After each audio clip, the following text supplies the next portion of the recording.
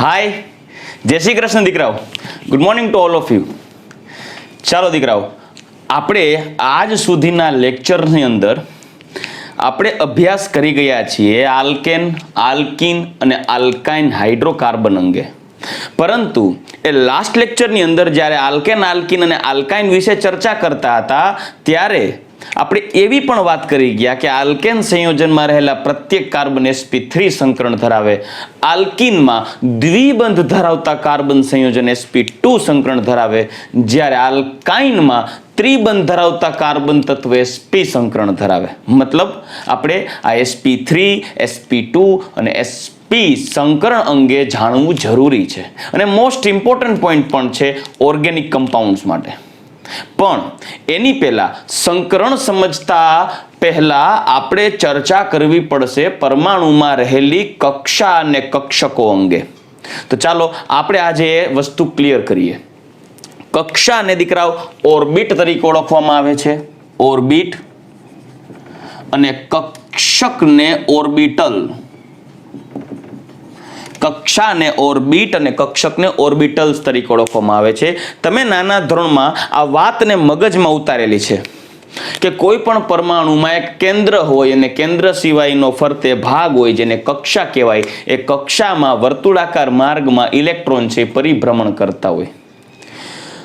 હકીકતમાં કક્ષા અને કક્ષક જ્યારે ડિટેલમાં અભ્યાસ કરો ત્યારે ખ્યાલ આવે કે ઘણી ખરી જૂની માન્યતાઓ અપૂરતી છે. ચાલો તો આજે આપણે એ વાતને આગળ વધારીએ. ધારી જો દીકરાઓ કે આપણી પાસે એક પરમાણુનું કેન્દ્ર છે, તેની ફરતે કક્ષા છે. હું અડધું દોરું છું, આખો સર્કલ નથી દોરતો. ત્યારબાદ આ બીજી કક્ષા છે, આ ત્રીજી કક્ષા છે, અને આપણે કક્ષા કહીએ છીએ. કક્ષાને n વડે દર્શાવાય તો n = 1, 2, 3, 4, 5, 6 અપ ટુ જેટલી કક્ષા હોય તે પ્રમાણે નંબર આપી શકો. તો આ છે દીકરાઓ કક્ષા. પણ કક્ષા અને કક્ષક વચ્ચેનો ભેદ શું છે? તો ચાલો એની ચર્ચા કરીએ. કક્ષા અને કક્ષક વચ્ચેનો ભેદ સમજાવતા પહેલા એક ઉદાહરણ આપું.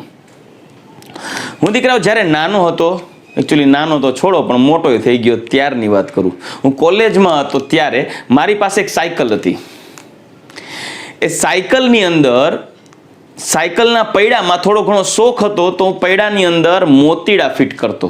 એટલે કંઈક આવી આકૃતિ થાય. કદાચ તમે પણ તમારી સાયકલમાં આવું એરેન્જ કર્યું હોય તો હું આકૃતિ દોરીને સમજાવું છું, તમે જોજો ખાસ. એક સાયકલનું પૈડું કોકનું ઉપાડી આવી.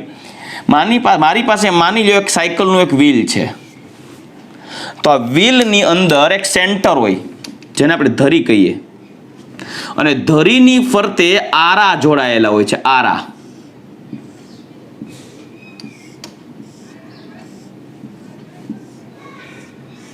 ધરીની ફરતે આ આરા જોડાયેલા છે. સાંભળજો, હું આને વ્હીલ છે, સાયકલનું વ્હીલ છે. આ વ્હીલની અંદર જે આ ભાગ છે એને આપણે આરા કહીએ છીએ, અને આ જે ભાગ છે એને આપણે ધરી કહીએ છીએ. જે ધરી છે એ સાયકલ સાથે કનેક્ટેડ, એટલે વ્હીલ ફરે એટલે સાયકલ આગળ વધે. હવે હું એ સાયકલના આરામાં હું મોતીડા પોરવતો. એક અમુક યાદ હોય તો આપણે ગુજરાતીમાં એક ભજન આવે છે દીકરાઓ, ભજન તમે કદાચ સાંભળ્યું હોય તો. પાનબાઈનું ભજન છે. એ ભજન કંઈક એવું છે: વીજળીના ચમકારે પાનબાઈ મોતીડા પરોવે રે, અચાનક અંધારા થાય રે. પાનબાઈ તો ઠીક, રાજુ સાહેબે આમાં મોતીડા પોરવ્યા. પાનબાઈનું ભજન આવું છે દીકરો, સાંભળજો. મને ક્યારેક ક્યારેક એવા ભજનો સાંભળીને વિચિત્ર પ્રશ્નો ઉત્પન્ન થાય. કદાચ તમને પણ થતા હશે. આપણે સાયન્સ વાળા હોય ને આમ ગાંડા કહેવાય, કેમ કે આપણે બધા ધૂની માણસોમાં આવીએ. કંઈક એવું ભજન છે: વીજળીના ચમકારે પાનબાઈ મોતીડા પરાવે, અચાનક અંધારા થાય રે. પ્રશ્ન એ થાય, પાનબાઈને જરૂર શું છે વીજળીના ચમકારે અંધારામાં મોતીડા પરોવાની? ધોરા દિવસે પોરવી લેતા હોય તો શું વાંધો થાય ને? કારણ કે આપણે કે દાંત કાઢી કાઢીને ફીંડલા વળી ગયા. ફીંડલા તો ફીંડલા કા ખોલે કોણ? એટલે અમુક એવા ગુજરાતી તળપદા શબ્દો હોય છે કે જે વપરાતા હોય રૂટીન લાઈફમાં. ચાલો આપણે પોઈન્ટ ઉપર આવી. હું આરાની અંદર મેં મોતી પોરવેલા છે, તો આને આપણે મોતી તરીકે ઓળખીએ. હવે સાંભળજો. હવે હું આ વ્હીલને જ્યારે પરમાણુ સાથે સરખાવું, કેની સાથે? પરમાણુ સાથે. જોજો, આ વ્હીલને હું પરમાણુ કહું ને, પરમાણુ, તો પરમાણુના કક્ષા અને કક્ષક અંગેનો એક માઇનોર ડિફરન્સ તમને દર્શાવું છું, સાંભળજો. જેમાં આ જે ધરી છે ને, ધરી એને હું કેન્દ્ર કહી શકીશ, પરમાણુનું કેન્દ્ર. જ્યારે પરમાણુના કેન્દ્ર સિવાયનો ભાગ, સાંભળજો, એટલે કે આટલો ભાગ વિહિલનો ધરી સિવાય, ઓમ નમઃ શિવાય નહીં, ધરી સિવાય નો ભાગ જે હોય ને, જેને આપણે કહેવાય છે કક્ષા. પરમાણુના સંદર્ભમાં લઈએ ને તો એને કક્ષા તરીકે કન્સિડર કરી શકાય. મતલબ કક્ષા એ કેન્દ્રની ફરતે નો એવો વિસ્તાર છે કે જ્યાં ઇલેક્ટ્રોન હોવાની શક્યતા છે, ઇલેક્ટ્રોનનો ભ્રમણ માર્ગ છે. પણ એક વસ્તુ ખાસ ધ્યાન રાખજો દીકરાઓ, ખાસ જોજો હું તમને શું દર્શાવવા માંગુ છું. સાંભળજો, જો આ હિસ્સાને ધ્યાનમાં લઈએ, આ હિસ્સાને, આ પોઈન્ટને સાંભળજો, આ પોઈન્ટને હું તમારા ધ્યાનમાં લેવડાવું તો આ પોઈન્ટ છે એ પણ એક વ્હીલનો જ એક ભાગ છે ને. આ જગ્યા છે, જે આ જગ્યા છે, આ જે મારી આંગળી છે, એક વ્હીલનો જ એક ભાગ છે. પણ મને કહો, આ વ્હીલના આ ભાગમાં શું ઇલેક્ટ્રોન અવેલેબલ છે? શું આ ભાગમાં ઇલેક્ટ્રોન છે? નહીં. આ વ્હીલનો જ એક ભાગ છે, ધરી સિવાયનો જ એક ભાગ છે, પણ ત્યાં ઇલેક્ટ્રોન અવેલેબલ નથી. જ્યારે આ ભાગ જોશો, જે આ ભાગ છે, આપણે આરો કહીએ છીએ, એ પણ વ્હીલનો જ એક ભાગ છે, પણ ત્યાં ઇલેક્ટ્રોન અવેલેબલ છે. જ્યારે આ ભાગને ધ્યાનમાં લેશો તો આ પણ વ્હીલનો જ એક ભાગ છે, જ્યાં ઇલેક્ટ્રોન અવેલેબલ નથી. અને આ ભાગમાં ક્યારેય ઇલેક્ટ્રોન આવે નહીં. શું આ વ્હીલના આ ભાગમાં સ્પેસમાં મોતી હોય? મોતી રહે ત્યાં વ્હીલમાં? સમજી શકો છો, મોતી હવામાં ટીંગાય? કઈ હું કે કેલાલ જાદુગર થોડી છું, હા હોમ કરીને કરી નાખું મોતી ટીંગાય? મતલબ વ્હીલનો મોટો ભાગ તો ખાલી છે અને કોક જ ભાગ એવા હશે કે જેની અંદર ઇલેક્ટ્રોન છે. મતલબ કે જ્યાં ઇલેક્ટ્રોનનો ભ્રમણ માર્ગ છે પણ ત્યાં ઇલેક્ટ્રોન હોવાની પ્રોબેબિલિટી ઓછી છે. તો જે એવો વિસ્તાર, સાંભળજો, જે એવો વિસ્તાર કે જ્યાં ક્યારેય ઇલેક્ટ્રોન આવવાનો જ નથી, અહીંયા ક્યારેય ઇલેક્ટ્રોન ગોઠવાતો જ નથી ને વ્હીલનો આ ભાગ, બરાબર? તો એવી રીતે કક્ષા, જો આ વ્હીલને કેન્દ્ર સિવાયના ભાગને કક્ષા કહીએ તો સમગ્ર કક્ષામાં ઇલેક્ટ્રોન પરિભ્રમણ કરે છે, હું ના નથી પાડતો, પણ કક્ષાનો ઘણો ખરો ભાગ તો ખાલી હોય. તો દીકરાઓ, કક્ષાનો એવો ભાગ કે જ્યાં ક્યારેય ઇલેક્ટ્રોન ગોઠવાઈ શકતો નથી ને, તે ભાગને નોડ કહેવાય. નોડ, નો અડ નહીં હો, નોડ, એને કહેવાય નોડ. એટલે કક્ષાનો એવો ભાગ કે જ્યાં ઇલેક્ટ્રોન ક્યારેય હાજર હોતો નથી, તેવા ભાગને આપણે નોડ કહી શકાય. તો વ્હીલનો આ એક એવો ભાગ છે કે જ્યાં ઇલેક્ટ્રોન નથી, ક્યારેય ગોઠવવાનો પણ નથી, તો એને નોડ કહેવાય. મતલબ વ્હીલને કેન્દ્ર સિવાયનો ભાગ, જોજો વ્હીલનો ધરી સિવાયનો જે ભાગ છે, મતલબ ધરી સિવાયનો જે આ ભાગ છે, આ ભાગને આપણે કક્ષા કીધી. તો કક્ષામાં અમુક હિસ્સો એવો પણ હોય કે જ્યાં નોડ હોય, જ્યાં ઇલેક્ટ્રોન હોવાની પ્રોબેબિલિટી હોતી જ નથી. જ્યારે અમુક હિસ્સો એવો હોય કક્ષાનો, જેમ કે આરાનો હિસ્સો કયો, તો તેની અંદર ઇલેક્ટ્રોન અવેલેબલ હોય. તો આ આરા એ કક્ષાની અંદર રહેલા છે અને આરાને કહેવાય કક્ષક. તો હું આ જે આરા ગોઠવેલા છે જેને હું કક્ષક કહીશ. મતલબ કક્ષક એ પરમાણુમાં કક્ષામાંનો કોઈ એવો ભાગ છે કે જ્યાં ઇલેક્ટ્રોન હોવાની સંભાવના સૌથી વધારે છે, ઇલેક્ટ્રોન કક્ષકમાં હોય. હવે તમે એમ કહો કે સર ઇલેક્ટ્રોન તો કક્ષકમાં તમે કીધું અને અમે તો એવું ભણીને આવ્યા કે ઇલેક્ટ્રોન તો કક્ષામાં છે. તો હું એનો જવાબ ઉદાહરણથી આપું, સાંભળજો. કેમ કે કોઈ પણ વસ્તુ સમજવા માટે યોગ્ય ઉદાહરણ છે ને એ ઇમ્પોર્ટન્ટ હોય છે.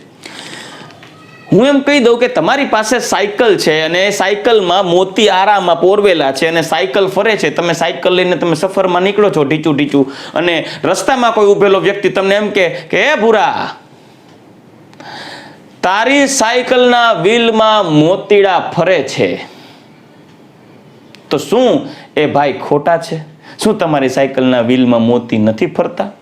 ફરે જ છે. જ્યારે આ વ્હીલ ફરશે ત્યારે મોતી એ વ્હીલની અંદર હશે જ. ત્યારે લોકો કહેશે કે એ ભાઈ, તારી સાયકલના વ્હીલમાં મોતી ફરે છે. તો ત્યારે તમે એનો કાટલો પકડીને એમ નહીં કહો, એ ભાઈ સાયકલના વ્હીલમાં નથી મોતી, સાયકલના વ્હીલનો કેટલો હિસ્સો તો ખાલી છે, એમાં જ આરા છે, એમાં જ મોતી છે. એવું ન કહેવાય, કેમ કે આરા પણ વ્હીલનો જ ભાગ છે ને. આથી જો કોઈ એમ કહી દે કે તમારી પાસે સાયકલના વ્હીલમાં મોતી છે તો એ સાચો, અને કોઈ એમ કહી દે એ ભાઈ તારા સાયકલના વ્હીલના આરામાં મોતીડા છે તો એ સાચો. મતલબ સાંભળજો આ પોઈન્ટ ઉપરથી, પરમાણુને બે ભાગમાં વહેંચી શકાય, કેન્દ્ર અને કેન્દ્ર સિવાયનો ભાગ, જેને કહેવાય કક્ષા. કક્ષાની અંદર શું હોય? કક્ષક. અને કક્ષકમાં શું ગોઠવાય? ઇલેક્ટ્રોન. મતલબ કે કક્ષા અને કક્ષકનો એક સ્પેસિફિક જો ભેદ લખું ને દીકરાઓ તો સાંભળજો. કક્ષા એટલે પરમાણુનો કેન્દ્ર સિવાય નો ભાગ કે જ્યાં ઇલેક્ટ્રોન ભ્રમણ કરે છે કેન્દ્રની ફરતે. જ્યારે કક્ષક, આને કહેવાય ઓર્બિટ. સાંભળજો, ઓર્બિટ. જ્યારે કક્ષકની વાત કરીએ દીકરાઓ, કક્ષક, orbital,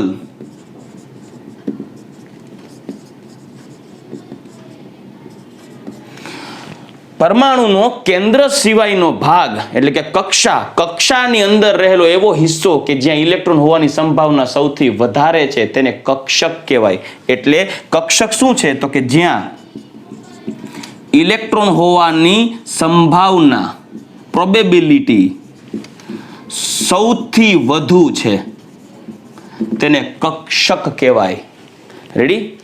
Orbital which having a maximum probability about the presence of electron.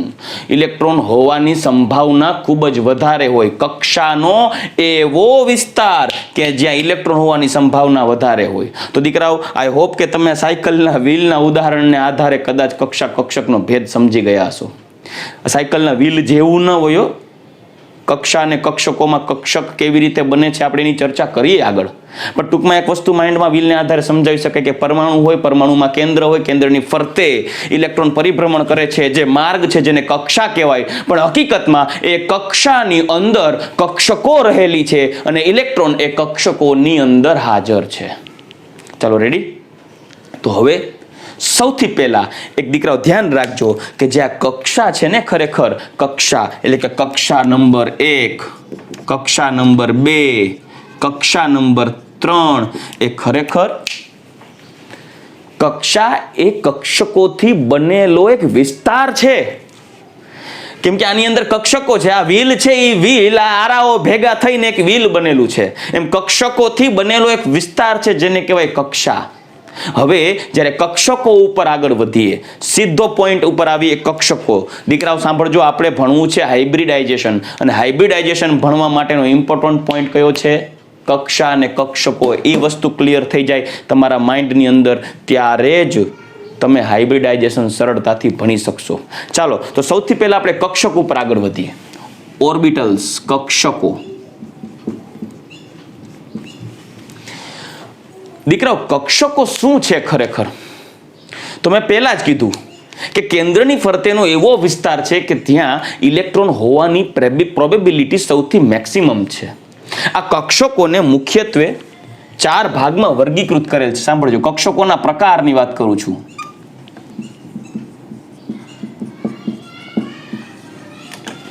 કક્ષકોના મુખ્યત્વે 4 પ્રકાર છે. કયા કયા પ્રકાર? સાંભળજો. S પ્રકાર, P પ્રકાર, D પ્રકાર અને F પ્રકાર. S પ્રકાર, P પ્રકાર, D પ્રકાર અને F પ્રકાર. તો આ 4 પ્રકારની કક્ષકો છે. ખરેખર પરમાણુમાં આ 4 પ્રકારની કક્ષકો છે. S, P, D અને F. પરંતુ જે આ પ્રકાર પાડવામાં આવેલા છે એ પ્રકાર કક્ષકોના આકારને આધારે પાડવેલા છે. મતલબ એ કક્ષકો પરમાણુની અંદર કેન્દ્રની ફરતે કક્ષાની અંદર રહેલી કક્ષકો વિશિષ્ટ પ્રકારના આકાર ધરાવે છે. તો તો આ જે પ્રકાર છે એ આકારને આધારે પાડેલા છે. સાંભળજો, આકારને આધારે પ્રકાર છે, જેમાં એસ કક્ષકનો આકાર છે ગોળાકાર.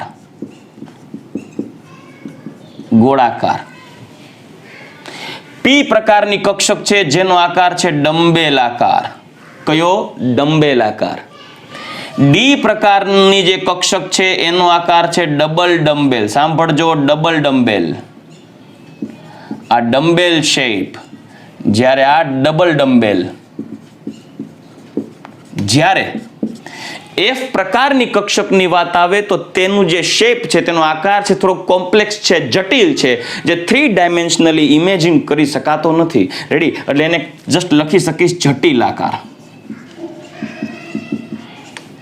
સાંભળજો દીકરાઓ, કક્ષકો જોજો 1 by 1 જાતા જાય છે.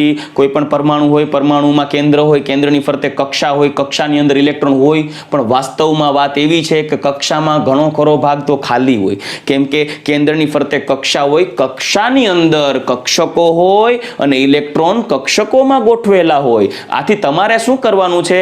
પરમાણુનો દરવાજો ખોલો, અંદર એન્ટ્રી મારો, ત્યાં તમે જો ઓહો હો હો, અહીંયા તો ઘણી બધી કક્ષકો છે. કક્ષામાં કક્ષકો છે, એસપીડીએફ પ્રકારની કક્ષક હોય અને જેનો શેપ છે એસપીડીએફ નો ગોળાકાર, પી પ્રકારની કક્ષક ડમ્બેલ, ડી પ્રકારની કક્ષક ડબલ ડમ્બેલ અને એફ પ્રકારની કક્ષકનો આકાર જટિલ છે, જે સમજી શકાતો નથી. એના વિશે આપણે ડિટેલમાં કોઈ ચર્ચા પણ નથી કરવાની, કેમ કે આઉટ ઓફ સિલેબસ છે, પણ આ તો હું તમને અત્યારે 1 by 1 કહેતો જાઉં છું. ઓકે, હવે આગળ વધીએ. પ્રશ્ન એક થાય, સર આ આકાર, કક્ષકોનો આકાર આ કેવો હોય? આ કેવી રીતે આ આકાર આવ્યો? ખરેખર છે શું આ કક્ષકો? શું કોઈ ભગવાને દોરેલો કોઈ એવો વિસ્તાર છે કે જ્યાં ઇલેક્ટ્રોનને કાઠલો પકડીને કહેવામાં આવે કે ભાઈ ઇલેક્ટ્રોન, આ કક્ષાની બહાર નીકળો તો પાડી દેવામાં આવશે, કે આ કક્ષકની બહાર નીકળો તો પાડી દેવામાં આવશે? શું આવું હોય? શું એ કક્ષા કોઈ ભગવાને દોરેલો કોઈ એરિયા છે?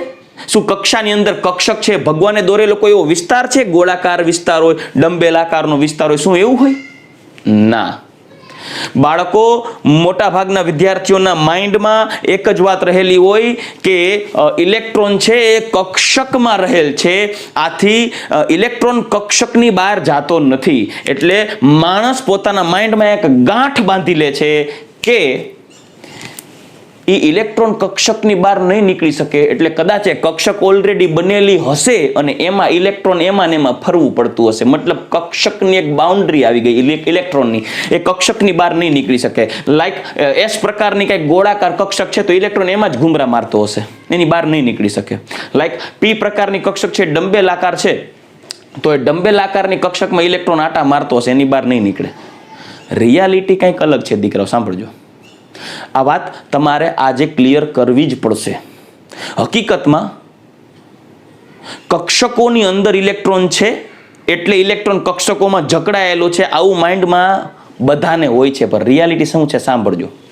ખરેખર કક્ષકો, સાંભળજો, ખરેખર કક્ષકો એ એક પ્રકારનું ઇલેક્ટ્રોન દ્વારા ઉત્પન્ન થયેલ ચુંબકીય ક્ષેત્ર છે. શું છે દીકરાઓ? સાંભળજો, શું છે ચુંબકીય ક્ષેત્ર? It is a developed magnetic field by the electrons which are present around the nucleus. કેન્દ્રની ફરતે રહેલા ઇલેક્ટ્રોન્સ છે કે જેને કારણે ચુંબકીય ક્ષેત્ર ઉત્પન્ન થયેલ છે. દીકરાઓ, તમે નાના ધોરણની અંદર કદાચ અભ્યાસ કરેલ હશે જમણા હાથના અંગૂઠાનો નિયમ.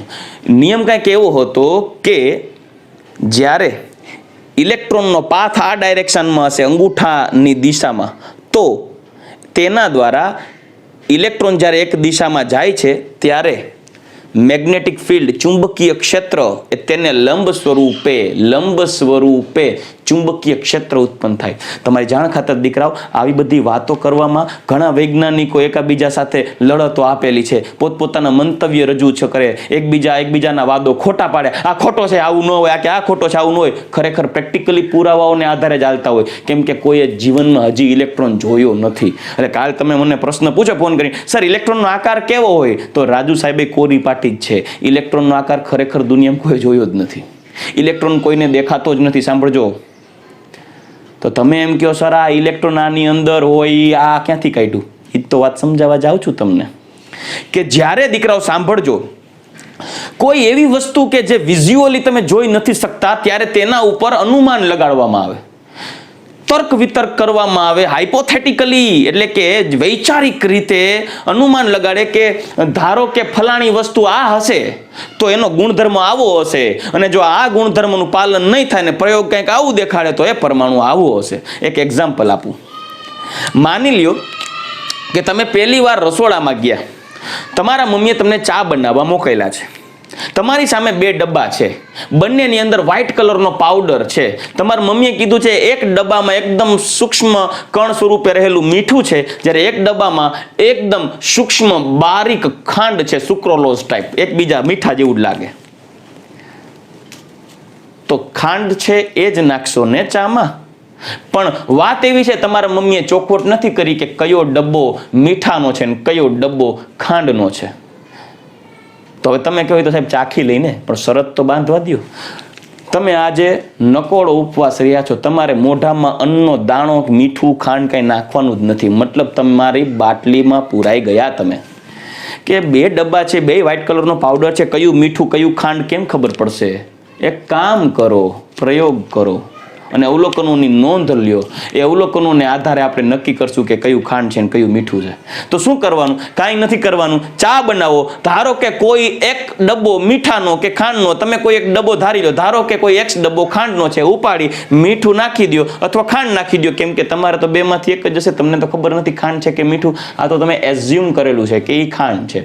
તો એ ડબ્બો ખોલો, એમાં ખાંડ નાખો, તમારા મનથી એને ખાંડ એક્સેપ્ટ કરેલી છે. ચા બનાવો, ચા બની ગયા પછી મહેમાનને પીવડાવો, અને જો મહેમાન હસતું મોઢું રાખે તો સમજી લેવાનું કે ખાંડ છે, અને જો થૂથું કરી નાખે તો સમજી લેવાનું મીઠું છે. આને કહેવાય હાઇપોથેટિકલી ડિરાઈવ કરેલી થિયરી, કેમ કે ખબર તો છે નહીં આ શું છે.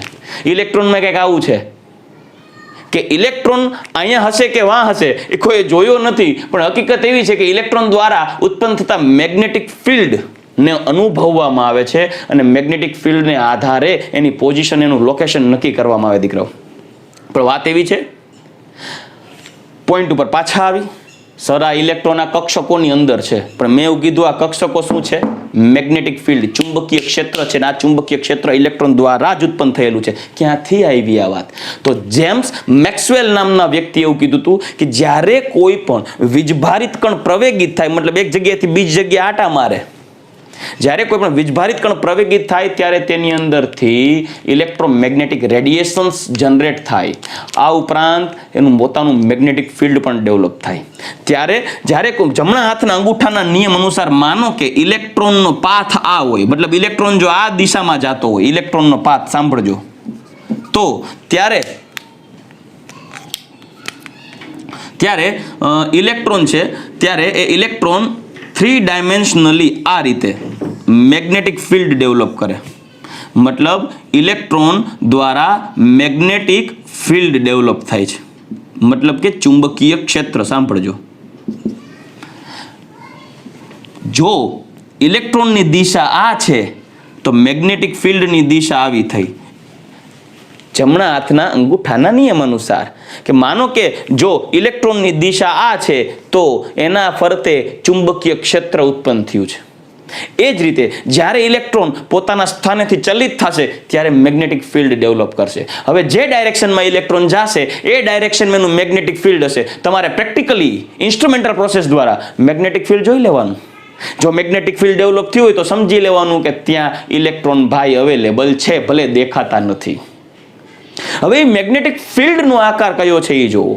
મેગ્નેટિક ફિલ્ડના આકારે તમે નક્કી કરી શકો કે તે કક્ષક નો આકાર કયો છે? કેમ કે મેગ્નેટિક ફિલ્ડ ઇલેક્ટ્રોન દ્વારા ડેવલપ થયેલું છે, ને એ જ મેગ્નેટિક ફિલ્ડ એટલે કક્ષક. હું તમને બીજું એક એક્ઝામ્પલ આપું એટલે તમે હજી વધારે સમજી શકશો, કેમ કે આવી થિયરીમાં જેટલા વધારે એક્ઝામ્પલ છે એટલી થિયરી ક્લિયર. ચાલો, તો એટલી વસ્તુ તો ક્લિયર રાખજો દીકરાઓ કે મેગ્નેટિક ફિલ્ડ છે ઇલેક્ટ્રોન દ્વારા ડેવલપ થશે. હજી આગળ વધીએ. માનો કે હું પોતે ઇલેક્ટ્રોન છું, રાજુ સાહેબ પોતે ઇલેક્ટ્રોન છે, ભલે એ તો દેખાય છે, પણ એવું ધારી લઈએ કે રાજુ સર પોતે ઇલેક્ટ્રોન છે. હવે હું પોતે એક સ્પેસિફિક ફ્રેગ્રન્સ ધરાવતો એક સ્પ્રે યુઝ કરું છું. મતલબ કે મારી અંદરથી હું જ્યારે નીકળું અને ક્લાસમાં આવું ત્યારે વિદ્યાર્થીઓને એક વિશિષ્ટ પ્રકારની સુવાસ એટલે કે સુગંધ આવતી હોય. સુગંધ કહું છું, હા, સુગંધ આવતી હોય, ફ્રેગ્રન્સ. એટલે જ્યારે હું સ્પ્રે લગાડું છું, રોજ સ્પ્રે લગાડું ત્યારે ફ્રેગ્રન્સ આવે છે મારી હાજરીને કારણે. પણ હું એક યુનિક સ્પ્રે જ યુઝ કરું છું. યુનિક, હંમેશા એક જ પ્રકારનો એક જ સ્પ્રે યુઝ કરું. એ પછી ભલે આજે હોય કે 2 વર્ષ પછી હોય કે ભૂતકાળથી, હું એક જ સ્પ્રે યુઝ કરું છું. પરિણામે તમારા માઇન્ડમાં રોજ હું તમારી સમક્ષ આવીશ ને તમારા મગજની અંદર એ સ્મેલ મતલબ કે ફ્રેગ્રન્સ તમારા માઇન્ડની અંદર સેટ થઈ જશે. એટલે જ્યારે પણ તમને એ ફ્રેગ્રન્સ આવશે ત્યારે તમારા માઇન્ડની અંદર રાજુ સર આવશે. આ સુગંધ રાજુ સરમાંથી આવે, આ સુગંધ રાજુ સરની હાજરીને કારણે આવે. મતલબ એ સુગંધ એ મારી આઈડેન્ટિટી થઈ ગઈ, મારી ઓળખ થઈ ગઈ. હવે સાંભળજો ખાસ. હું એટલે કે રાજુ સર એ પોઝિશનમાંથી બી પોઝિશનમાં રાજુ સર આટા મારે છે. રાજુ સર ઇલેક્ટ્રોન સ્વરૂપે આટા મારે છે. એટલે રાજુ સર આ એરિયામાં આટા મારે, ઘડીક બી એ જાય, વળી અહીંયાથી રાજુ સર પાછા ઘડીક હું ધૂન ચડે તો એમાં આવે, વળી બીમાં જાય એમાં આવે, બીમાં જાય એમાં આવે, ફૈરાજ કરે. ત્યારે એટલા એરિયાની અંદર રાજુ સર જે સ્પ્રે લગાવે છે એ સ્પ્રે ની સ્મેલ આટલા એરિયામાં ફેલાઈ જશે. સાંભળજો, આટલા એરિયાની અંદર એ સ્પ્રેની સુગંધ ફેલાઈ જશે. ફેલાઈ જશે કે નહીં? મતલબ આ શેપ જુઓ તો તમને આ શેપ લંબગોળ લાગશે. મતલબ આ એક જેને કહેવાય ને કે એક સુગંધનું એક આવરણ રચાઈ ગયું છે મારી ફરતે. હું આમાં આટા મારું છું. સાંભળજો, હું આ રીતે આટા મારું છું તો આ એરિયાની અંદર મારી ફરતી બાજુએ શું થઈ જશે? સુગંધનું આવરણ રચાઈ જશે. હવે સાંભળજો, ઇન કેસ હું અહીંયા આટા મારતો અહીંયા પહોંચું છું ત્યારે પેલા એરિયામાં કોઈ વિદ્યાર્થી આવે અને ત્યાં વિદ્યાર્થીને એ સુગંધ આવશે, કેમ કે હું થોડી વાર પછી પાછો ત્યાં જવાનો જ છું, વળી પાછો આ એરિયામાં આવવાનો જ છું. તો હું જ્યારે પહેલા છેડે વિદ્યાર્થી હશે, હું અહીંયા હઈશ અને પહેલા છેડે ઓલો વિદ્યાર્થી હશે ત્યારે વિદ્યાર્થીને ત્યાં મારી ફ્રેગ્રન્સનો અનુભવ થશે, તેને સુગંધ આવશે. તે કહેશે, ભાગો અહીંથી, રાજુ સર આટલામાં જ છે. કાં? એની સુગંધ આવી. Magnetic field which is developed by me and another students can experience it. બીજા એને અનુભવ લઈ શકે છે. પણ એ સુગંધ એટલે ત્યાં આવે છે કેમ કે ત્યાં મારી હાજરી હતી અને પાછી આવવાની જ છે, કેમ કે હું એ એરિયામાં જ પરિભ્રમણ કરું છું અને આટા મારું છું. આથી આ રાજુ સર જોજો, આ રાજુ સર આટલા એરિયામાં જ આટા મારે છે. તો આ જે શું છે એ થયું સુગંધનું એક ક્ષેત્ર, ચુંબકીય ક્ષેત્ર, મેગ્નેટિક ફિલ્ડ, ચુંબકીય ક્ષેત્ર. કેના દ્વારા ડેવલપ થયું? રાજુ સર દ્વારા. તો હવે મને કયો જોઈ, આ ક્ષેત્ર મેગ્નેટિક ફિલ્ડની અંદર રાજુ સર છે તો જોનારા લોકોને એવું થાય કે રાજુ સર આ ક્ષેત્રની બહાર નીકળી શકતા નથી, રાજુ સરને આ ક્ષેત્રમાં જ આટા મારવાના છે. પણ હકીકત શું એવી છે? બોલો તો, હકીકત શું એવી છે? રાજુ સરને શું આટલા જ એરિયામાં આટા મારવાના છે? અને રાજુ સર એ જે મેગ્નેટિક ફિલ્ડ ની અંદરના એરિયામાં આટા મારે છે એટલે શું રાજુ સર બંધાયેલા છે? નેવર. રાજુ સર આ એરિયામાં આટા આટલામાં મારે છે ને એના કારણે આ એરિયામાં એક પોતાનું મેગ્નેટિક ફિલ્ડ ડેવલપ કરીને બેઠા છે. આથી લોકો એ મેગ્નેટિક ફિલ્ડને એક્સપિરિયન્સ કરે છે, જેને કક્ષા કહેવાય. અને ઇલેક્ટ્રોન એ કક્ષાની અંદર જ હોય, કેમ કે એ મેગ્નેટિક ફિલ્ડ ઇલેક્ટ્રોન દ્વારા જ ડેવલપ થયું હોય. પણ લોકો આવું વિચારે. કક્ષા હોય ને એની અંદર જ ઇલેક્ટ્રોન રહે, એની બહાર ન જાય. અરે વાલા, એ ઇલેક્ટ્રોન જેટલા એરિયામાં છે ને એટલા જ એરિયામાં કક્ષક હોય. જ્યારે ઇલેક્ટ્રોન અહીંયા નહીં હોય તો એ કક્ષક ડિસઅપિયર થઈ જશે, કેમ કે એનું મેગ્નેટિક ફિલ્ડ એક્સપિરિયન્સ નહીં થાય. ઇટ મીન્સ આ મેગ્નેટિક ફિલ્ડ એ ઇલેક્ટ્રોન દ્વારા જ ડેવલપ થયેલું છે.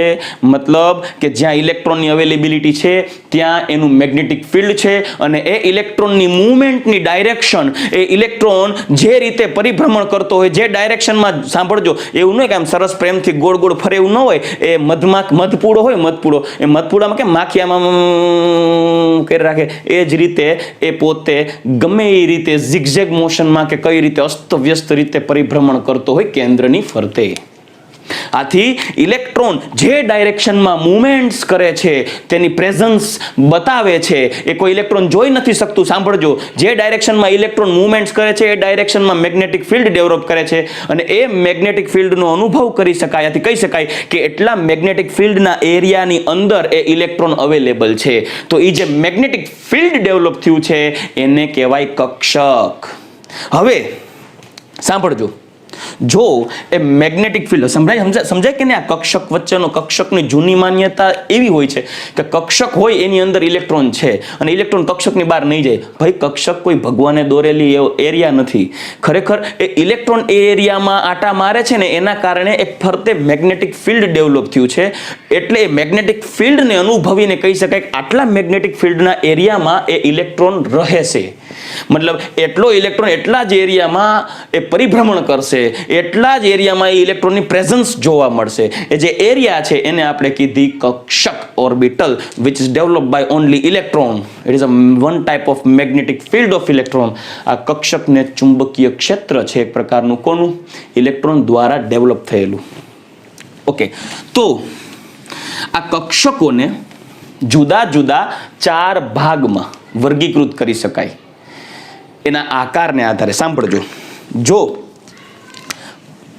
ઇલેક્ટ્રોન છે એ ત્રિપરિમાણીય રીતે જો વિચારીએ, એક્સ, વાય અને ઝેડ અક્ષની વાત કરીએ, અને ઇલેક્ટ્રોન છે એ ત્રિપરિમાણીય રીતે દરેક દિશામાં એક સમાન રીતે ઇલેક્ટ્રોન ફરતો હોય ને, એક સમાન રીતે દરેક દિશામાં કેન્દ્રની ફરતે આમ ફરતો હોય ને, તો તેને કારણે જે મેગ્નેટિક ફિલ્ડ ડેવલપ થશે, એ મેગ્નેટિક ફિલ્ડ એ આખા વર્તુળાકાર સ્વરૂપે, સ્પેરિકલ એટલે કે વર્તુળાકાર સ્વરૂપે ત્રિપરિમાણીય રીતે, મતલબ જો આનું 3 ડાયમેન્શનલ આમ વિચારું,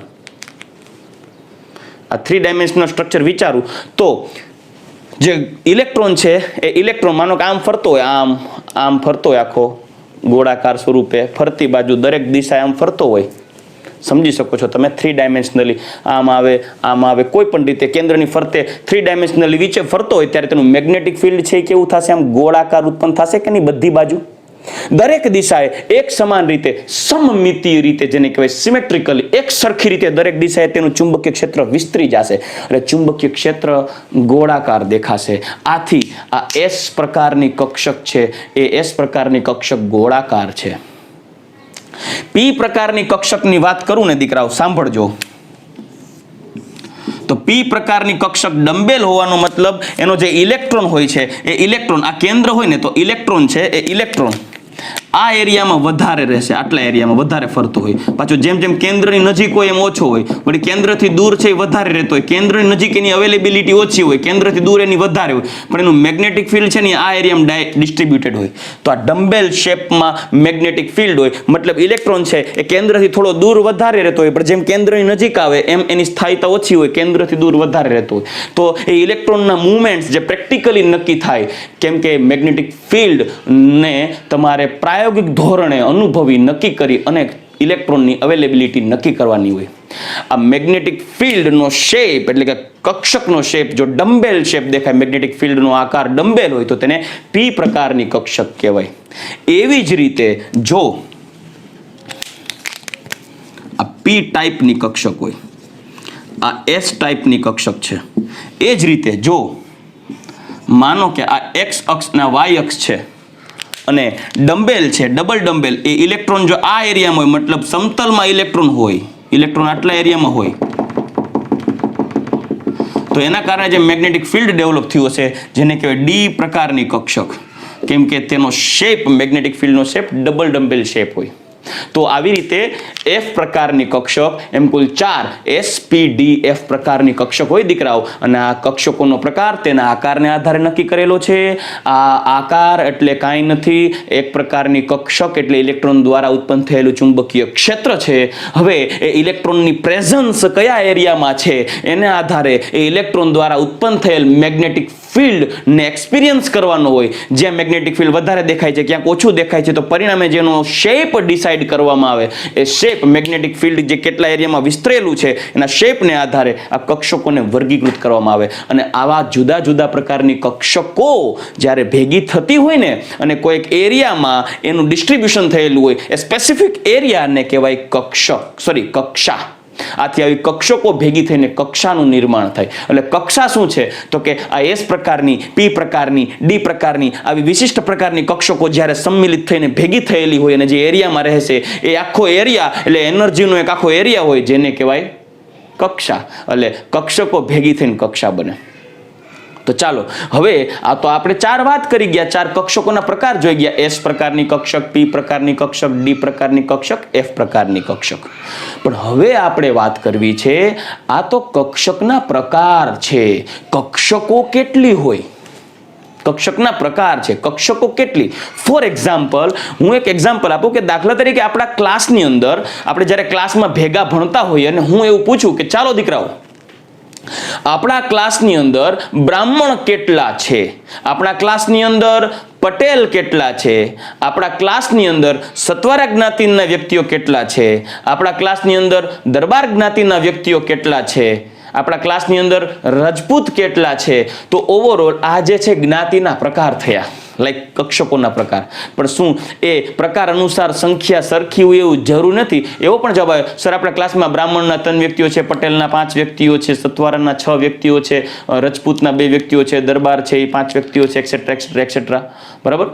તો એ તો જ્ઞાતિના પ્રકાર હતા, પણ પ્રકાર અનુસાર સંખ્યા એક સરખી હોય એવું જરૂરી નથી. આથી એ કક્ષકોના પ્રકાર જોઈ ગયા છીએ S, P, D અને F. પણ કક્ષકો કેટલી હોય હવે એની ચર્ચા કરીએ.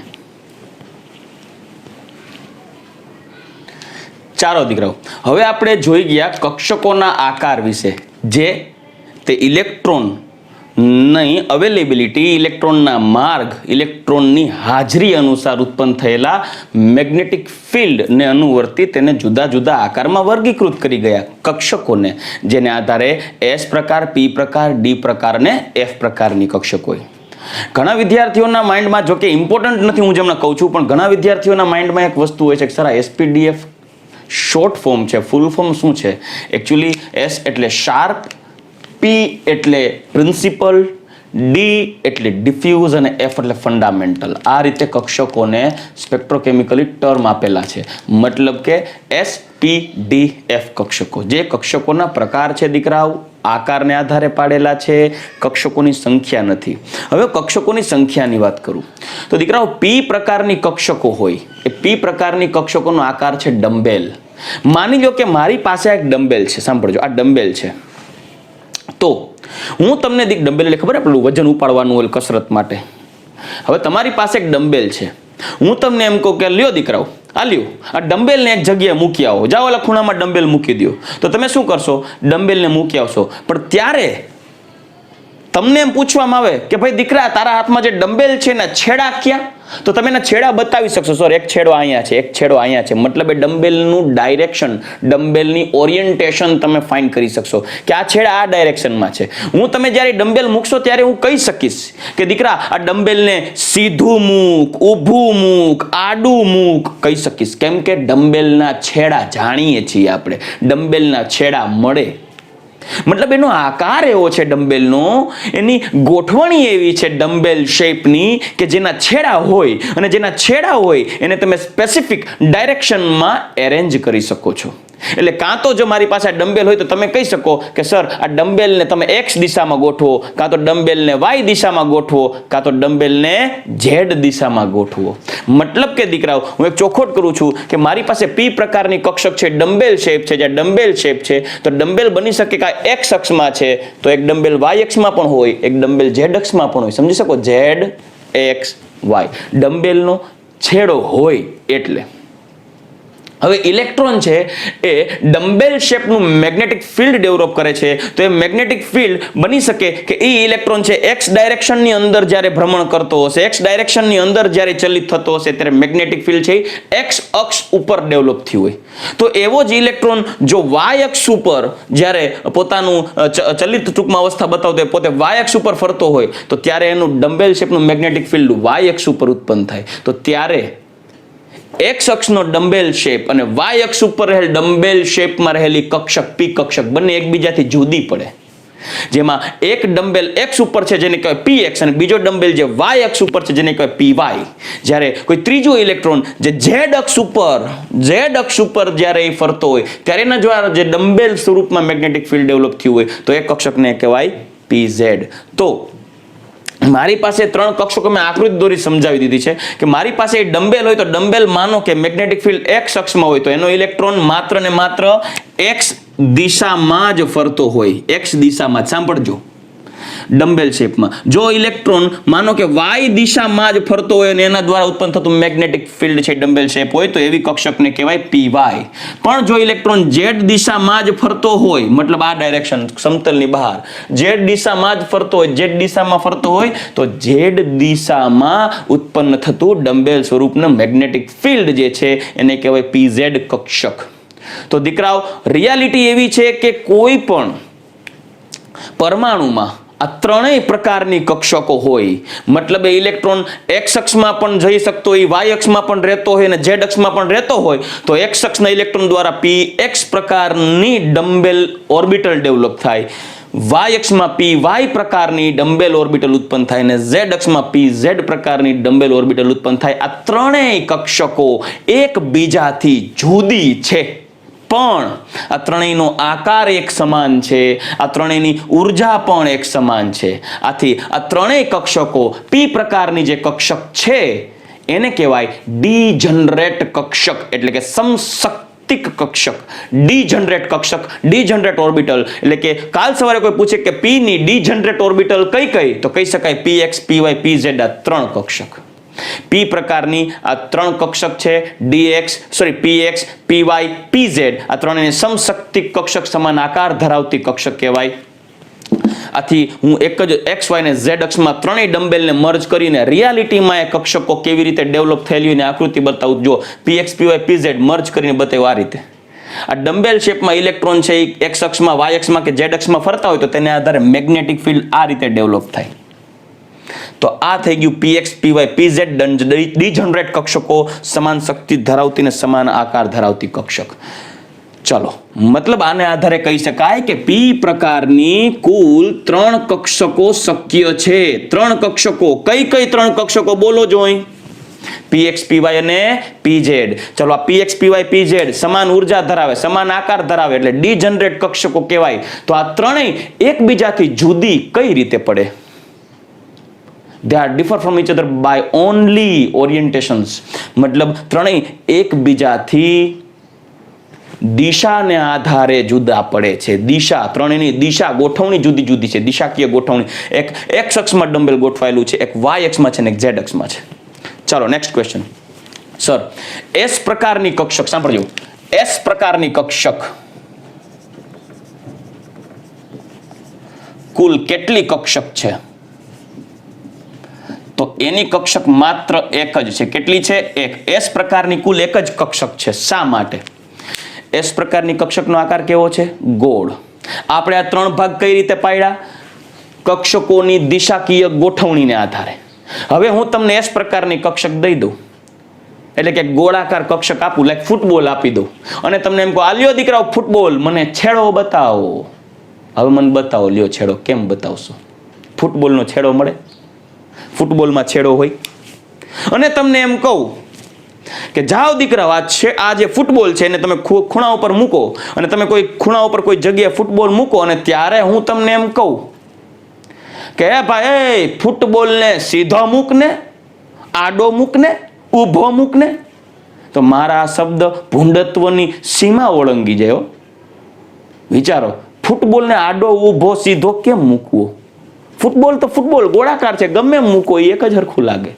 કેમ કે એ બોલ ને દરેક બાજુએ સપાટીનું જે ગોઠવણી જો ઓરિએન્ટેશન જો 3 ડાયમેન્શનલી એક સમાન ગોઠવાયેલું ત્રિપરિમાણીય રીતે, મતલબ ત્રિપરિમાણમાં જ્યારે ફૂટબોલની ગોઠવણી વિચારશો ને તો દરેક દિશા એક સમાન રીતે વહેંચાયેલી હોય, મતલબ કે એક ગોળાકાર મેગ્નેટિક ફિલ્ડ જેટલું એક્સ અક્ષમાં ફેલાયેલું હોય એટલું જ વાય અક્ષમાં ફેલાયેલું હોય, એટલું જ ઝેડ અક્ષમાં ફેલાયેલું હોય. આથી એને તમે દિશાની દ્રષ્ટિએ જુદા નહીં પાડી શકો.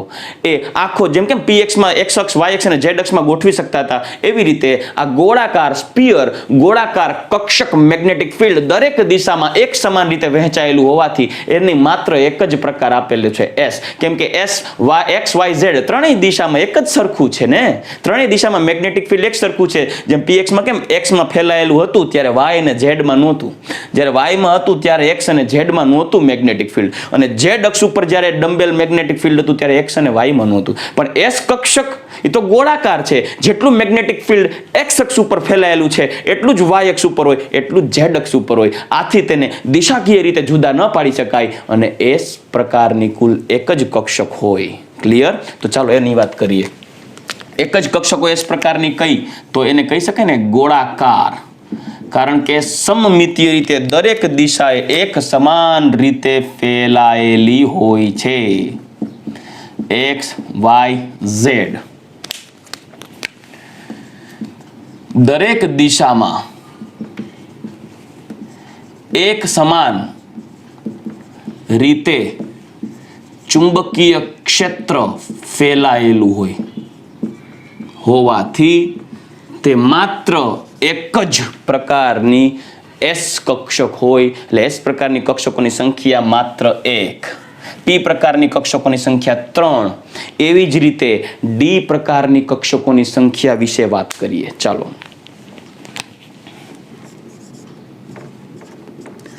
ડી પ્રકારની કક્ષકો, ડી પ્રકારની કક્ષકો કુલ 5 હોય છે. કઈ કઈ એ પણ અત્યારે પહેલા જ લખી દઉં છું. D X Y, D Y Z, D Z X, D X square dash Y square અને ડી ઝેડ સ્ક્વેર. ટોટલ આવી 5 જુદી જુદી કક્ષકો હોય. હું 1 બાય 1 પાંચે 5ના શેપ આપું છું, પણ સાંભળજો, ડમ્બેલ શેપ. કયો? Dumbbell shape. દીકરાઓ, આ પ્રત્યેક કક્ષકોની 3 ડાયમેન્શનલ ડાયાગ્રામ પણ તમને હું દર્શાવતો જાઉં છું, તમે જોઈ શકો છો વિડીયોની અંદર.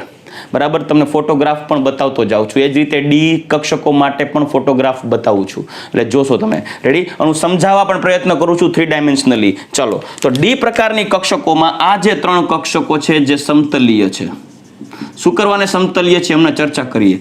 આ જે કક્ષકો છે અક્ષીય કક્ષકો છે. યાદ રાખજો, ધોરણ 12માં સમતલીય અને અક્ષીય કક્ષકોનો યુઝ વધારે થશે કોમ્પ્લેક્સ કમ્પાઉન્ડ નામના ચેપ્ટરની અંદર. ચાલો, આ જે કક્ષકો છે, પાંચે 5 કક્ષકો છે, કઈ છે? ડી જનરેટ કક્ષક. કઈ કક્ષક છે? Degenerate કક્ષકો.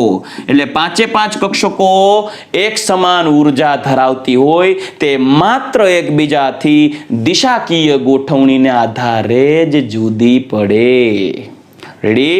Okay, next point. ચાલો, હવે આકાર વિચારીએ. તો સૌથી પહેલા એક્સ વાય અને ઝેડ ડાયરેક્શનની વાત કરું. ઝેડ, ચાલો, સૌથી પહેલા સમતલ વસ્તુ ક્લિયર હોવી જોઈએ. દીકરાઓ, માની લ્યો કે આ એક્સ, આ છે વાય સમતલ, વાય અક્ષ છે. માની લ્યો ખૂણો છે એ વાય અક્ષ છે, અને આ જે ધાર છે એ એક્સ અક્ષ છે. તો આ એક્સ અક્ષ, આ સાંભળજો, આ એક્સ અક્ષ અને આ વાય અક્ષ. તો આ એક્સ અને વાય અક્ષ ની વચ્ચેનો જે આ ભાગ છે એને કહેવાય એક્સ વાય સમતલ. મતલબ તમે અહીંયા જોઈ શકો, આ એક્સ અને આ વાય ની વચ્ચે આટલો જે ભાગ છે, આટલો ભાગ, એનો મતલબ હું તમને 3 ડાયમેન્શનલી આવી રીતે સમજાવું. ચાલો, આ 3 ડાયમેન્શનલ અરેન્જમેન્ટ છે, તમે જોઈ શકો છો અહીંયા 3 ડાયમેન્શનલ, જેની અંદર હવે ખાસ જુઓ, આને હું એક્સ અક્ષ કહું છું, આને હું વાય અક્ષ કહું છું, અને આ જે ભાગ છે જે 3 ડાયમેન્શનલ, તમને આ રીતે રાખું તો વધારે ક્લિયર થશે. રેડી? તો ચલો, આ x, આ y અને આ z અક્ષ. તો આ ત્રણ અક્ષમાં જે આ x અને y વચ્ચે જે આ એરિયા છે, આ ભાગ છે, એને કહેવાય xy સમતલ. તો એઝ ઇટ ઇઝ xy સમતલ હું આ રીતે પણ ડેવલપ કરી શકું. આ નીચેનો ભાગ છે એ xy સમતલ જ છે. હજી આ 3 ડાયમેન્શનલ આખું સ્ટ્રક્ચર ડેવલપ થયું. તો એમાં તમે જોઈ શકો છો x x, y y, z અને એની પાછળ જે આવે એ પણ z. તો z નું પણ એરેન્જમેન્ટ કરીએ. ચાલો,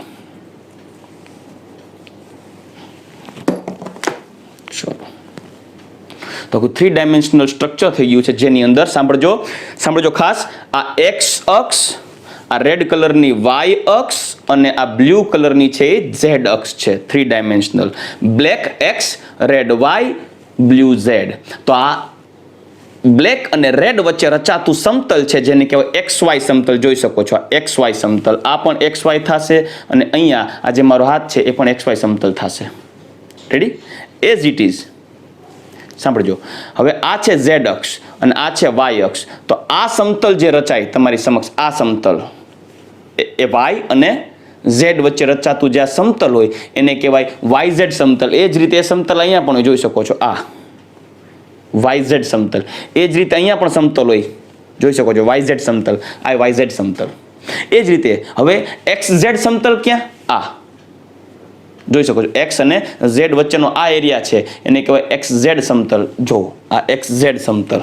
એ જ રીતે આ ભાગ પણ XZ સમતલ, આ ભાગ પણ XZ સમતલ અને આ ભાગ પણ XZ સમતલમાં જ આવશે. રેડી?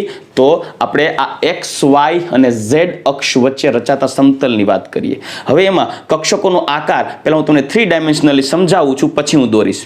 સૌથી પહેલા વાત કરીએ DXY ની. DXY. ચાલો, XY સમતલ ગોતો પેલા દીકરાઓ, x અને y. તો જોઈ શકો છો XY અહીંયા છે, આ x અને આ y. તો x અને y વચ્ચે સમતલ કયું? આ. તો એક ડમ્બેલ અહીંયા ગોઠવો, લોબ અહીંયા. એમાં જે આ એક ગોળો હોય ને એને લોબ કહેવાય, લોબ. તો એક લોબ અહીંયા અને એક અહીંયા, મતલબ આ એક ડમ્બેલ થયું XY સમતલમાં.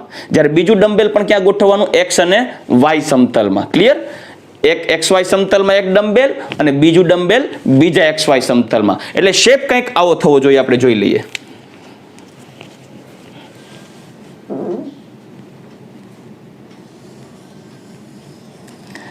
એક ડમ્બેલ XY સમતલમાં અને બીજું પણ XY સમતલમાં. DXY. બરાબર?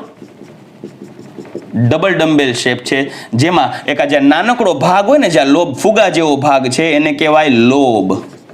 આ જે ફુગા જેવો ભાગ હોય ને એને કહેવાય લોબ. જે આટલો ભાગ હોય ને નાનકડો ભાગ તેને લોબ કહેવાય. બરાબર? તો જો ડબલ ડમ્બેલ x અને y સમતલમાં એરેન્જ થયેલું હોય, તમે જોઈ શકો છો 4 અહીંયા તમે ગોઠવો એટલે ખ્યાલ પડશે. 1 2 3 અને 4 XY સમતલમાં એક એક લોબ, ટોટલ ડબલ ડમ્બેલ. એ જ રીતે હવે YZ, આ તો DXY છે, એવી રીતે YZ ડબલ ડમ્બેલ ગોઠવાશે. ક્યાં? એક આ એરિયામાં, બીજું નીચે, એક અહીંયા નીચેની સાઈડ અને બીજું અહીંયા ઉપરની. સાંભળજો, એક ડમ્બેલ અહીંયા અને બીજો ડમ્બેલ અહીંયા. તમે ગોઠવો અહીંયા ખબર પડશે. જો આને Y કીધું હતું અને Z કીધું હતું, એટલે હું એને ફેરવીને તમારી સામે રાખું તો એક લોબ, બીજો લોબ, ત્રીજો લોબ, ચોથો લોબ, 4 લોબ ભેગા થઈને ડબલ ડમ્બેલ થઈ જશે YZ સમતલમાં. એ જ રીતે ZX સમતલની વાત કરીએ તો ZX એટલે આ થાય. તો એક લોબ, બીજો લોબ, ત્રીજો લોબ, ચોથો લોબ, મતલબ 4 લોબ એટલે ડબલ ડમ્બેલ સમતલ પૂરા કરી દીધા XY, YZ અને ZX. તો તેને આધારે કહી શકાય, તમે આકૃતિમાં પણ જોઈ શકો છો, આકાર 3 ડાયમેન્શનલી બતાવ્યા છે મેં. એવી જ રીતે XY સમતલમાં પછી બીજી DYZ સમતલમાં, પછી ત્રીજી DZX કક્ષક ZX સમતલમાં. એટલે આ જે એક ડમ્બેલ આવશે એ ડબલ ડમ્બેલ આવશે એ DYZ અને એક ડબલ ડમ્બેલ આવશે એ DZX સમતલમાં આવશે. જે આકૃતિમાં સમજાવી શકીશ, તમે આકૃતિ જોઈ શકો છો. Next point, DX² -Y². હવે ઈ ડબલ ડમ્બેલ ક્યાં ગોઠવવું? તો એ ડબલ ડમ્બેલ ગોઠવવા માટે સમતલ તો બધી પેક થઈ ગઈ, X Y Y Z Z X બધામાં આવી રીતે ડબલ ડમ્બેલ ગોઠવાઈ ગયા. મેં એક ડબલ ડમ્બેલને એક્સ અને વાય સમતલને આધારે સમજાવીને બાકીની એઝ ઇટ ઇઝ મેં 2 સમતલીય લખેલી છે. આ 3 સમતલીય કક્ષકો એટલે કહેવાય કેમ કે એ સમતલમાં ગોઠવાયેલી છે. પણ હવે સમતલની જગ્યા તો પેક થઈ ગઈ, તો ચોથો ડબલ ડમ્બેલ ક્યાં આવશે? તો એક્સ અને વાય કક્ષકોની અક્ષની જગ્યા તો ખાલી છે, તો એક ડમ્બેલ આખો અક્ષ ઉપર કવર થઈ જશે, એક્સ અક્ષ ઉપર, અને બીજો ડમ્બેલ વાય અક્ષ ઉપર કવર થઈ જશે. તો હવે એનો શેપ કઈ રીતે થશે એની વાત કરીએ. તો માનો કે આ એક્સ અક્ષ આ વાય અક્ષના ઝેડ અક્ષ છે, તો એક ડમ્બેલ કવર થશે એક્સ અક્ષ ઉપર અને એક ડમ્બેલ કવર થશે વાય અક્ષ ઉપર. તો આ થઈ ગયું dx² - y². નેક્સ્ટ, હવે પાંચમી કક્ષક કે જેનો આકાર સાંભળજો અપવાદ રૂપ છે, કારણ કે ડબલ ડમ્બેલ એરેન્જ કરવા માટે વધારાની કોઈ અક્ષ જ નથી. ઝેડ અક્ષ એક જ ખાલી છે. dz², મતલબ એક ડમ્બેલ, જોજો હવે એની એરેન્જમેન્ટ કરીએ, સાંભળજો કઈ રીતે કરશું. ઝેડ અક્ષ ઉપર એક ડમ્બેલ ગોઠવાઈ જાય, પણ બીજું ડમ્બેલ ક્યાં ગોઠવવું? તો બીજું ડમ્બેલ એ કેન્દ્રની ફરતે રિંગ આકારે ગોઠવાઈ જાય છે, રિંગ આકાર. એટલે એનો એક આકાર વિચિત્ર છે, અપવાદરૂપ છે. અને શા માટે રિંગ આકારે ગોઠવાઈ જાય એની પણ વાત કરીશ.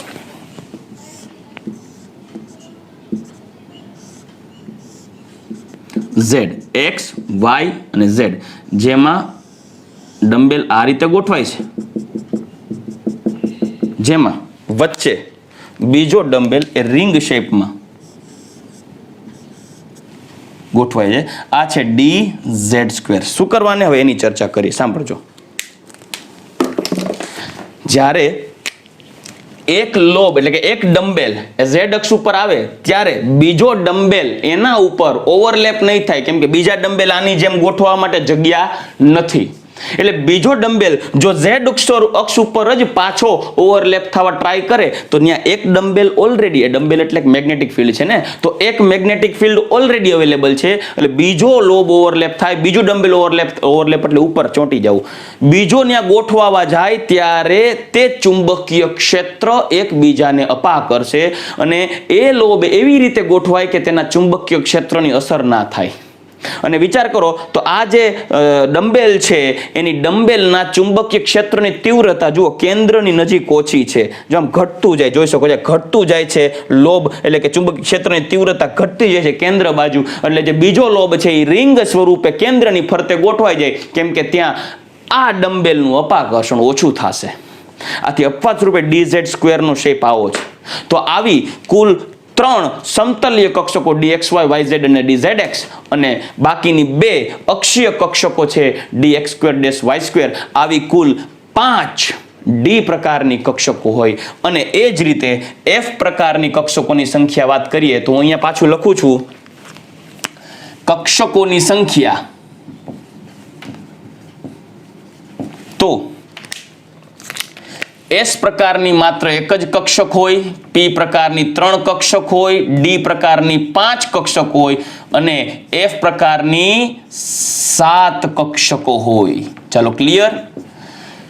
તો આઈ હોપ દીકરાઓ તમને આ કક્ષા અને કક્ષકો અંગેની માહિતી તમને સમજાવી શક્યો હોઈશું. ચાલો આજના લેક્ચરની અંદર આપણે કક્ષા અને કક્ષકો વિશે વાત કરી ગયા. દીકરાઓ આજનો લેક્ચર તમે ખાસ મનથી છેડા સુધી આખો લેક્ચર જોજો. મારો આખો લેક્ચર જો તમે ન જોયો હોય તો પાછો રિપીટ કરી જોવો. જે ટોપિક ન સમજાયો હોય એને પુનઃ એકવાર રિપીટ કરીને લેક્ચર જોવો. આથી તમને ઓલમોસ્ટ સમજાઈ જશે. છતાંય ન સમજાય તો મને કોલ કે મેસેજ કરી દેજો, વોટ્સએપ કરી દેજો, હું તમને પાછું ક્લિયર કરાવી દઈશ. પણ આ લેક્ચર કેરફુલી અને બાય હાર્ટ વ્યવસ્થિત અભ્યાસ કરશો તો જ નેક્સ્ટ લેક્ચરની અંદર આ કોન્સેપ્ટ ઉપરથી કક્ષકોમાં સમાતા ઇલેક્ટ્રોનની સંખ્યા, પરમાણુની ઇલેક્ટ્રોન રચના અને તેને આધારે સંકરણ સમજી શકાશે. રેડી? તો દીકરાઓ આજનો લેક્ચર આપણે પૂર્ણ કરીએ. દરેક વિદ્યાર્થીઓ એવી આશા રાખું છું આપની પાસે કે આ વ્યવસ્થિત આપ અભ્યાસ કરતા હશો અને મજા પણ કરતા હશો. ચાલો રેડી? આપ સૌ દીકરાઓ ઘરે રહી અને તમારું અને તમારા ફેમિલી મેમ્બર્સનું ધ્યાન રાખજો દીકરાઓ. ગુડ બાય, ટેક કેર, જય શ્રી કૃષ્ણ.